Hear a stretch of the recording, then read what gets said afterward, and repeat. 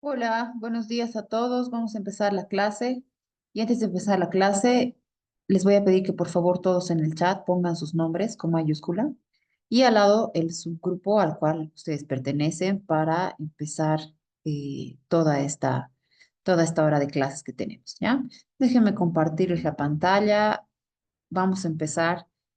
Sí, esta vez con ustedes estamos muy atrasados por el examen del día miércoles. Entonces, hoy vamos a hacer la teoría y vamos a hacer la práctica. Hoy vamos a hacer la teoría y la práctica y la siguiente clase, que es el día miércoles o jueves, creo, de la siguiente semana. Entonces, vamos a dar el examen de gasometría y el examen es escrito por si acaso, casos clínicos y la teoría. La teoría, esas diapositivas que les voy a mostrar ahora, las he sacado del capítulo 30. Dime. Puta, ya. Pero ya, va a disculpar, es que mi equipo no es alzó. Igual, no, 15 veces todavía. Oye, Yesiel. Yesiel. ¡Ya fue! ¡Carajo! ¡Cállate, vamos! Oye, Yesiel. Oye, estoy hablando.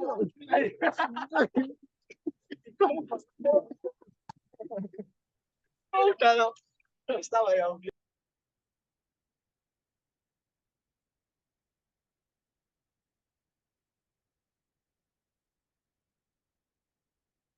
Bien, como se habrán dado cuenta, su compañero Escalera estaba jugando fútbol, lo estaba haciendo cualquier otra cosa menos atender a la clase. Entonces, lo he retirado de la clase, no va a participar esta clase por lo mismo, ¿ya?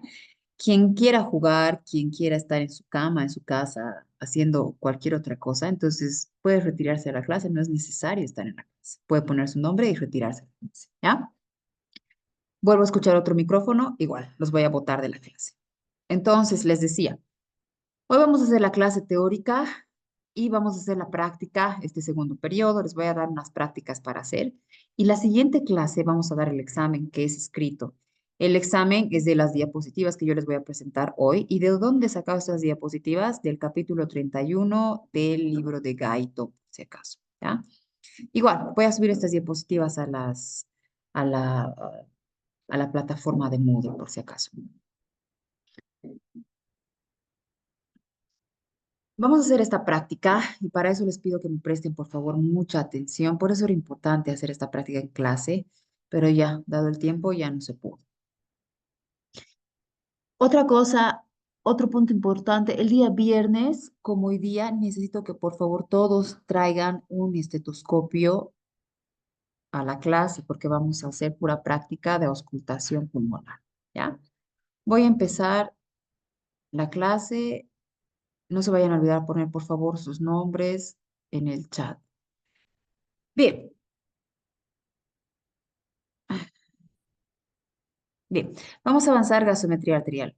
Les pido que presten la atención que requiere, por favor, porque necesitamos, o de esta clase van a salir diagnosticando un desequilibrio ácido-base.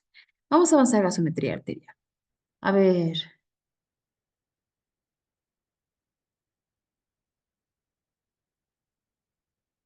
Evelyn Barrios, dime, por favor,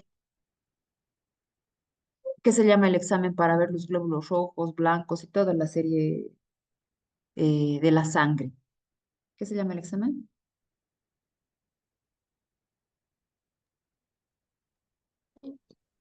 No recuerdo, doctora.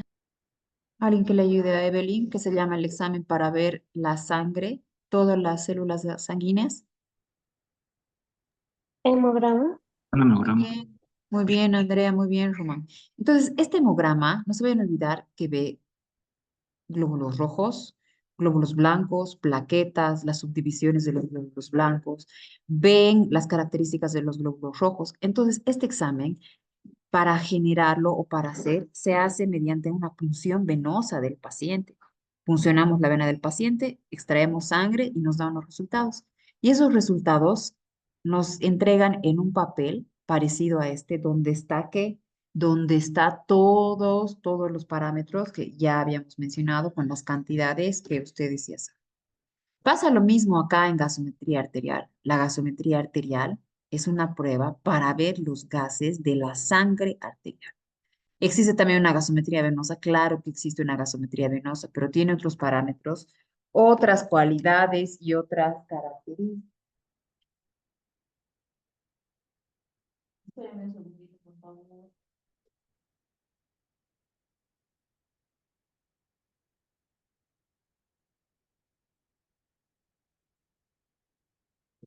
Bien, tiene otras cualidades y otras características. Vamos a avanzar, ¿qué es gasometría arterial? ¿Ya? La gasometría arterial es una técnica que se utiliza para valorar el intercambio de gases, donde en los pulmones, y para valorar el estudio del equilibrio ácido-base.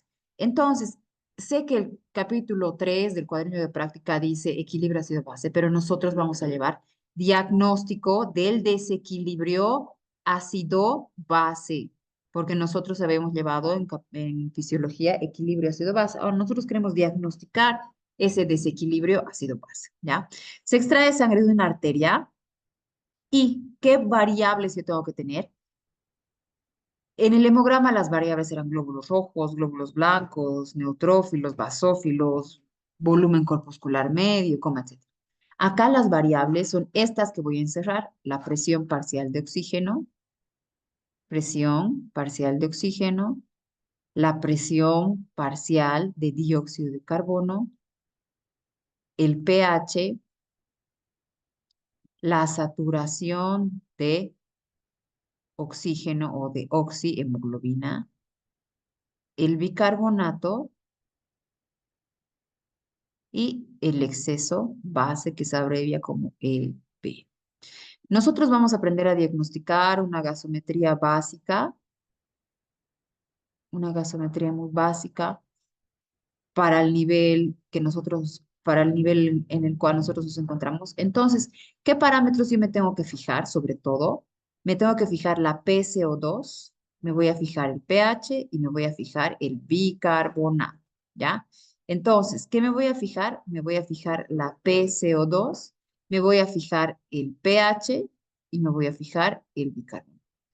Estos estas tres variables que yo he encerrado, tienen que saber ustedes de memoria, porque el PO2 y la saturación de oxígeno generalmente se mantienen constantes. ¿Qué quiere decir? Generalmente se mantienen en un buen estado dentro de la normalidad. Son pacientes que cuando alteran la PO2 o la saturación arterial de oximoglobina, son pacientes que tienen un desequilibrio muy, muy grande. Y el estado base, que es para ver otro tipo de trastornos que están relacionados con el desequilibrio también, que no lo vamos a ver ahora, ¿ya?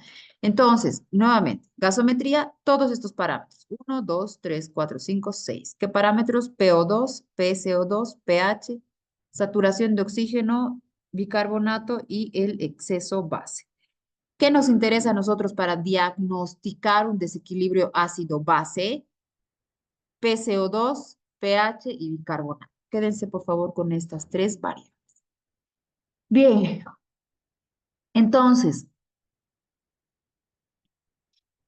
¿qué son los mecanismos de regulación? A ver, como habíamos visto en clase, me tienen que responder, si no, no continuamos, ¿ya? Giselle, cuando tú vas a bucear o cuando tú nadas y estás en la piscina y estás conteniendo el aire, ¿por qué cuando no sales entras en un desequilibrio ácido-base o no estás con hipoxia o no estás con isquemia en la parte distal de tus dedos, de la nariz, de tu boca? ¿Qué pasa en tu cuerpo para que no caigas en desequilibrio ácido-base, Gisela Aranive? Am, Empiezo a usar amortiguadores, por así decirlo, del cuerpo. Excelente, empiezo a usar amortiguadores. ¿Ya? Me está faltando oxígeno y para que no me falte oxígeno y mis tejidos sigan funcionando, voy a recrear o voy a traer oxígeno de otros tejidos hacia los que me están faltando. ¿Ya? Caro Rodríguez, entonces, ¿te acuerdas cuáles eran esos amortiguadores? Mm, sí, ¿Cuáles eran? los pulmones, los riñones y los líquidos. Ya, muy bien, excelente. Y los líquidos corporales. Entonces, acuérdense, cuando nosotros vamos a contener el aire por algún tipo de situación fisiológica como nadar, como soplar un globo, como correr, eh, como pegarnos un susto, entonces no caemos en un desequilibrio ácido-base porque tenemos mecanismos de regulación, ¿ya? O también se llaman mecanismos de qué? De amortiguación. El libro los da como mecanismos de regulación. ¿Cuáles son estos mecanismos de regulación? El sistema amortiguador de los líquidos corporales. ¿Y qué líquido sobre todo? El líquido extra e intracelular, ¿ya? Porque no se vayan a olvidar que en sus componentes, además de tener iones, tienen gases. ¿Qué gases? Sobre todo oxígeno y dióxido de carbono. También tienen ácidos grasos, que es otro tipo de compuesto.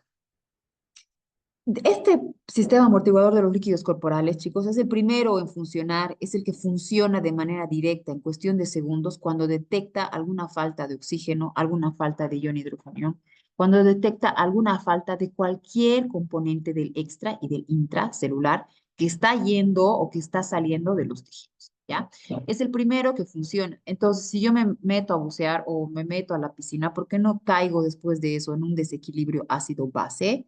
No caigo en un desequilibrio ácido-base porque mi sistema amortiguador está generando que yo difunda más cantidad de oxígeno a más velocidad, que yo saque más iones hidrogenianos al extracelular, como etcétera, de manera inmediata. Por eso esos cambios son imperceptibles para nosotros, para nuestro sistema receptor, es imperceptible. En cambio, para nuestros mecanismos amortiguadores es totalmente perceptible, pero nos sirve para no causar ningún tipo de enfermedad. El segundo mecanismo de regulación son los pulmones. Los pulmones regulan cualquier tipo de situación donde nos vaya a faltar oxígeno mediante la eliminación de dióxido de carbono y bicarbonato. Y los riñones, como tercer punto de mecanismo de regulación, eliminan que excesos de ácido y excesos de base, o eliminación de ácido o base, ¿ya? Entonces, de esta forma funciona el cuerpo siempre que yo estoy en una situación fisiológica, de manera normal. Cuando tengo alguna falta de algún componente, sobre todo de gases que van a ir a afectar a la parte pulmonar, que no vayan a difundir a todos los tejidos, entonces va a venir mi sistema de regulación, ¿qué sistema primero? El amortiguador de líquidos, va a generar una regulación de todo su cuerpo para que ustedes no caigan en un desequilibrio ácido-base. Si este sistema está fallando, pues seguramente irá a amortiguar los pulmones. Y si este sistema también está fallando, seguramente va a ir a amortiguar los riñones. Entonces, Corani, Abdón, ¿por qué un paciente con enfermedad renal crónica que está a punto de entrar a dializarse no se muere? Porque estos pacientes no se mueren. No tienen un riñón y siguen viviendo. Lo único que no hacen es orinar. ¿Qué está pasando con ellos? Corani. Sí, doctora, no la escuchamos, ¿puedes repetir? Corani, ¿por qué los pacientes con insuficiencia renal crónica que no están orinando no se mueren? Antes de entrar a la diálisis no se mueren. Por los amortiguadores, doctora. Por los amortiguadores. Muy bien. Entonces, cuando ya hay una patología, como le he preguntado a Corani, entonces dejan de ser mecanismos de amortiguación, ya, dejan de ser mecanismos de amortiguación y se convierten en mecanismos de compensación, compensación, porque la compensación va a ir hacia lo que falta. Ay, perdón. Bien, no se vayan a olvidar. En situaciones fisiológicas, mecanismos de regulación. 3, líquidos corporales, pulmones y riñones. ¿Quiénes actúan primero? Los líquidos corporales. Los pulmones también actúan de manera inmediata, pero un poco más tardada. Y los riñones sí tardan horas o días en poder generar este mecanismo de regulación. ¿Ya? Bien. Nosotros como médicos no hacemos la gasometría, no generamos la punción o no hacemos la punción de gasometría. Quienes hacen y son expertos en hacer esta gasometría son quienes, los médicos bioquímicos. Pero es importante llevar la técnica o que sepan ustedes la técnica por el cual se hace la gasometría, ¿ya?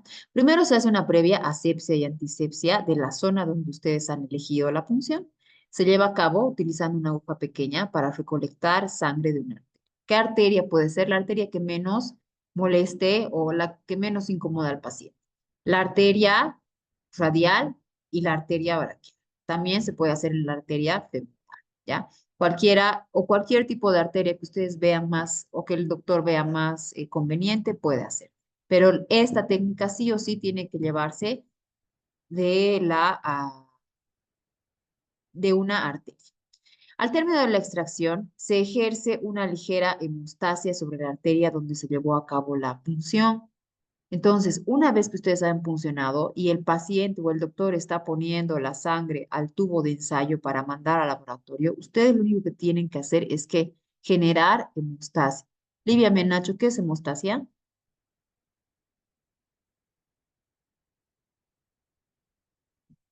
Menacho, ¿qué es hemostasia?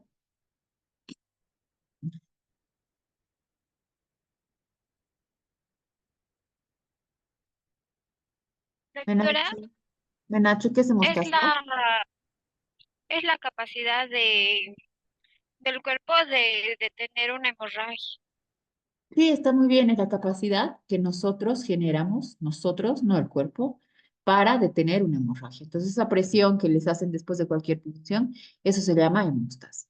No se vayan a olvidar que estamos hablando de una arteria y la hemostasia que nosotros tenemos que hacer sobre una arteria tiene que al menos durar 5 minutos con una compresión profunda para que esta arteria no se vuelva a eh, extravasar, ¿ya? Eso es importante que ustedes vayan a saber.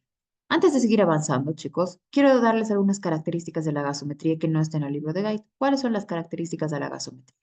La gasometría es un examen doloroso, duele mucho al paciente, sobre todo si el paciente está despierto. Esta gasometría no es un examen de rutina, no se hace de rutina o de manera rutinaria o frecuente, pero sí es muy importante y en situaciones de emergencia. Entonces, esta gasometría siempre se utiliza en emergencia, siempre, con algunas características que llega el paciente que ustedes ya van a ver. Dolorosa no es rutinaria, no es rutinaria, pero sí se puede hacer de importancia en emergencia. Y la más importante para mí es una prueba muy cara, ¿ya? Es una prueba muy cara que está alrededor de los 250, 300 bolivianos y no se pide una gasometría ahorita, y le voy a pedir otra la siguiente semana. Se pide una gasometría ahora, en media hora, en una hora, en 2 horas, cada 15 minutos, cada 20 minutos, entonces vayan sumando, ¿ya? Además, es una técnica sumamente invasiva. Estamos invadiendo directamente, estamos llevando los microorganismos directamente hacia la arteria, ¿ya? No se vayan a olvidar. Después de todas estas características y de que hayamos tomado toda la prueba de la gasometría, tenemos que mandar la muestra al laboratorio. La muestra se manda al laboratorio con el diagnóstico presuntivo que ya están ustedes manejando. El diagnóstico presuntivo es más o menos lo que ustedes están pensando que tiene su paciente, ¿ya? Entonces ustedes le pondrán, como estamos hablando de un desequilibrio ácido-base, le pondrán pues alcalosis metabólica con signos de interrogación, ¿ya? Bien, entonces se funciona de esta manera. Todo tiene que estar bastante limpio, con mucha asepsia y antisepsia. Se manda al laboratorio y el laboratorio en cuestión de máximo 5 minutos les manda el resultado. ¿Ya? Tarda más en imprimir el resultado que en generarse la prueba como tal. Hay algunos hospitales que en 2 o 3 minutos ya tienen la prueba de gasometría como tal. ¿Por qué les digo que es tan rápido? Porque son situaciones de emergencia donde nosotros necesitamos valorar de manera muy rápida al paciente, ¿ya? La prueba se informa mediante un papel donde tiene estos parámetros que les voy a mostrar ahorita. Estos son. Entonces, estos parámetros son los que les había dicho al inicio de la teoría. Vamos a ver primero el pH. Vamos a ver la PO2, vamos a ver la PCO2, la saturación de oxígeno y vamos a ver el bicarbonato. Estos 6 parámetros. Faltaba uno, ¿cuál era? El exceso base. Como no vamos a ver el exceso base ahora, entonces se queda hasta. ¿Qué es lo que nos interesa a nosotros para diagnosticar un desequilibrio ácido-base básico, si ustedes desean? 3 cosas. Primero el pH, después la PCO2 y después el bicarbonato. Más frecuentes, pH, PCO2 y bicarbonato. pH, PCO2 y bicarbonato. Son las 3 cosas que ustedes tienen que saber de valores normales de la gasometría. El pH tiene un valor de 7.35 a 7.45.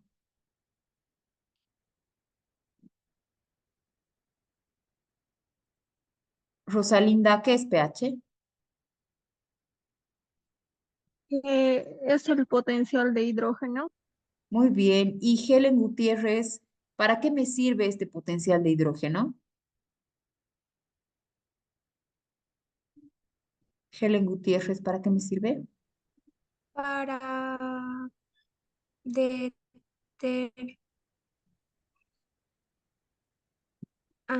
para determinar si es alcalosis o acidosis, podría ser. Ya, muy bien. Para determinar si es acidosis o alcalosis. Muy bien. A ver, algo que quiero preguntarles y quien me pueda responder. Miren, si estamos midiendo solamente el ion hidrogenio aquí arriba, Melanie Rodríguez, ¿con qué examen vemos todos los electrolitos o los iones de tu cuerpo? ¿Qué se llama el examen? Para ver los electrolitos de tu cuerpo o los iones. Melanie Rodríguez, No recuerdo, doctor. porco,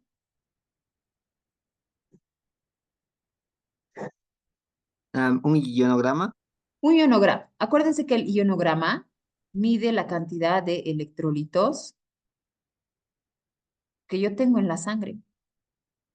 Ionograma que yo tengo en la sangre. ¿Qué electrolitos? Sodio, potasio, calcio, magnesio, todos los electrolitos que ustedes tengan en su cuerpo. El ion hidrogenio también debería entrar acá. Debería entrar, deberíamos poder medir en un ionograma. Pero ¿por qué se mide solamente con el pH? Porque el ion hidrogenio es el único amortiguador, es el único ion que va a ir a generarnos un cambio exagerado para provocarnos unas enfermedades exageradas como el desequilibrio ácido-base.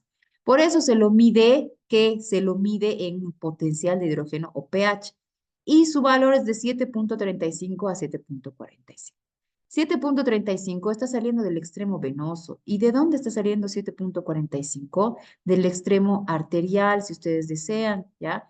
Entonces, estamos midiendo la cantidad de iones hidrógenos que existe tanto en la arteria como en la vena, ¿ya? Es importante esto. Y además, ¿por qué solamente medimos además el potencial de hidrógeno solamente en este examen? ¿Cuál es la función, García, del ion hidrogenio? Además de detectar esos alcalosis y acidosis, ¿para qué nos sirve a nosotros de manera diaria, García, tener iones hidrógeno?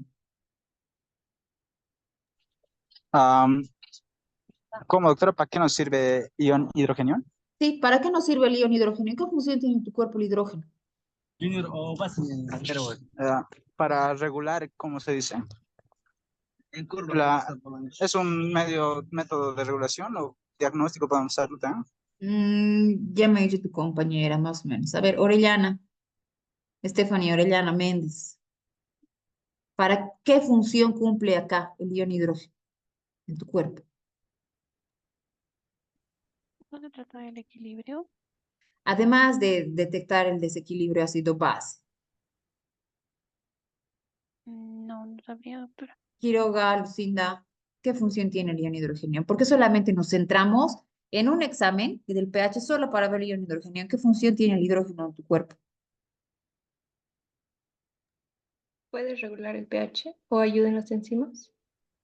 Más o menos, es más o menos. A ver, entonces, ¿para qué sirven las enzimas, Carla Ferrufino? ¿Para qué sirven? Son proteínas, son proteínas que se van a encargar de cortar, por ejemplo. Ya, muy bien, no de cortar, sino le vamos a llamar catabolizar, ¿ya? Entonces las enzimas sí están formadas de proteínas que se encargan de catabolizar y catabolizar, no catabolizar, catalizar, mejor dicho. Catalizar es destruir, ¿ya? A ver, y para que esta enzima que estoy dibujando acá funcione y destruya algún componente de mi cuerpo o degrade algún componente de mi cuerpo, necesita ion hidrogenio. Entonces, el ion hidrogenio es importante para la función de la enzima. Si la enzima no tiene ion hidrogenio, por más de que exista 1 millón de enzimas en la célula, no va a haber mecanismo de catalización, ¿ya? Es netamente importante. Es como si al auto no le echáramos gasolina. El auto puede ser muy nuevito, puede tener un motor muy nuevo, puede ser de último año, todo lo que ustedes quieran, pero si el auto no tiene gasolina, el auto no va a andar. Entonces pasa lo mismo con la enzima. Si la enzima no tiene ion hidrogenión o nosotros tenemos demasiada cantidad de ion hidrogenión o muy poca cantidad de ion hidrogenión, entonces todo el pH, todo el potencial de iones hidrogenianos se va a alterar. ¿Qué se va a alterar? Las enzimas. O van a degradar de manera muy acelerada todo, van a empezar a comer todo, a catalizar todo lo bueno y lo malo, o van a no degradar absolutamente nada, ¿ya? Entonces no se vayan a olvidar, para eso sirve el pH, o perdón, el ion hidrógeno. ¿De dónde sacamos este valor? Del extremo venoso y del extremo arterial. Acá en medicina, como son situaciones de emergencia, el paciente se está debatiendo entre la vida y la muerte, porque si ustedes diagnostican esto y no lo atienden de manera inmediata, tengan la certeza de que su paciente va a fallecer, no en cuestión de minutos en algunos casos, pero sí el mismo día, ¿ya? Bien, nosotros tenemos de 7.35 a 7.45 de pH, habíamos dicho. Como son situaciones de emergencia, debemos utilizar una media y el libro la toma directamente como 7.40. Entonces, esa va a ser la media. La media va a ser 7.40 y voy a tomar 7.40 abajo y 7.40 arriba. Bien, si yo ahorita a Rosales le tomo una gasometría y sé que Rosales es una paciente joven que no tiene ninguna patología de base, o ninguna patología agregada en este momento, seguramente su pH me va a salir de 7.35 a 7.45, de hecho. Pero si yo le tomo a un paciente que esté con mucha diarrea, mucha deshidratación, le tomo una gasometría arterial, ya no puedo basarme en que este paciente que tiene alguna causa para generar un desequilibrio ácido-base tenga de 7.35 a 7.45. Entonces voy a tomar una media. ¿Cuál va a ser la media? 7.40 en todos los pacientes que tengan una causa patológica. 7.40 abajo será que acidosis. 7.40 arriba, perdón, es la fruta. 7.40 arriba será que alcalosis, ¿ya? Entonces,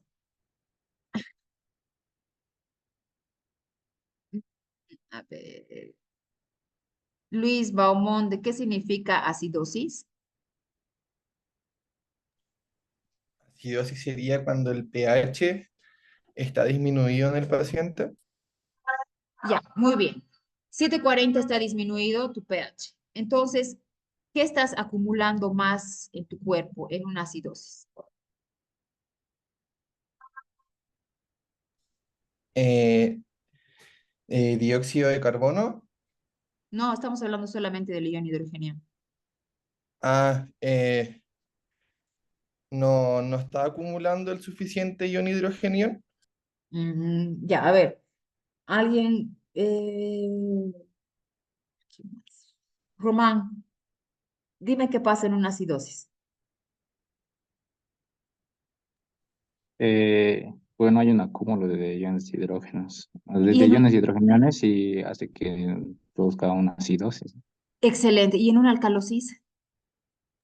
una disminución de iones hidrogeniones. Excelente, excelente, está muy bien. Entonces, es exactamente lo que dice Román. Acuérdense, estamos en situación de emergencia porque el desequilibrio ácido base solamente presentan pacientes que se están debatiendo próximamente hacia la muerte, no entre la vida y la muerte, pero próximos hacia la muerte.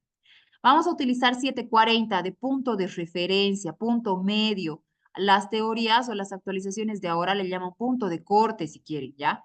Van a escuchar muchos videos que son actuales y dicen el punto de corte es de 7.40 del pH. El punto de corte es de 4 millones de glóbulos rojos. Entonces, esto es un parámetro que nos va a dar un diagnóstico rápido. Debajo de 7.40 será acidosis, como dice Román. Entonces, todos los pacientes que están acidóticos, tienen demasiada cantidad de ion hidrogenión, exageradamente tienen ion hidrogenión. Entonces, si a esta enzima, en vez de meterle 1 o 2 iones hidrogeniones, le meto 100 iones hidrogeniones, esta enzima va a generar un trabajo acelerado, va a empezar a qué? Va a empezar a degradar absolutamente todo lo que encuentre en su paso, ¿ya? Y la alcalosis es lo contrario, es cuando el pH está encima de 7.40, 7.41 vamos a suponer, y el paciente tiene poca cantidad de iones hidrogeniones. Entonces, la enzima, que tendría que tener 1 o 2 ionhidrogeniones, no va a tener ningún ion hidrógeno. Entonces, no va a tratar o no va a catalizar nada. Por ende, esta célula se va a empezar a intoxicar, a intoxicar, a intoxicar. Vuelvo a repetirles, es importante que entiendan esto. El pH 7.35 a 7.45. ¿En quiénes? En Román, en Ferrufino, en Rodríguez, en Porco, en Orellana, en Baumonde, en Ferrufino, en todos los que no tenemos ningún tipo de enfermedad, ¿ok? Las personas que tienen una enfermedad del desequilibrio ácido-base, ya no podemos decir, era de 7.35 a 7.45. No, se toma una media, un punto de corte. ¿Cuál es ese punto de corte? 7.40. 7.40 hacia abajo es acidosis. ¿Qué significa acidosis? Que mi paciente está acumulando demasiada cantidad de ion hidrógeno. Está acumulando tanta cantidad de ion hidrógeno acá que está absolutamente destruyendo todo lo que tenga a su paso. Está en alcalosis cuando está más de 7.41. La enzima no tiene nada de ion hidrógeno para poder funcionar, no va a poder degradar absolutamente nada. Entonces yo me voy a empezar a intoxicar, ¿ya? No se vayan a olvidar, eso es importante. De ahí parte la acidosis y la alcalosis. Acidosis y alcalosis. Vamos a irnos con el otro parámetro que nos interesa. pH, vamos a irnos con el PCO2. La PCO2 o PaCO2 es la presión arterial de dióxido de carbono. Si le sale una vez, será pues venosa y tiene otro tipo de parámetros. Es mucho más bajo, ¿ya? Bien, la PCO2 en la presión arterial, vamos a borrar para que no se confundan acá. La PCO2 en la gasometría arterial, la PCO2 en la gasometría arterial tiene un parámetro de 35 a 45 milímetros de mercurio. ¿En quiénes va a tomar 35 a 45 milímetros de mercurio? Seguramente va a tomar en todas las personas que no tengan ninguna patología de base. Arcaine, Valerie, Ciancas, Edwin, García, Rosalinda, Encinas, Salet, Nicole.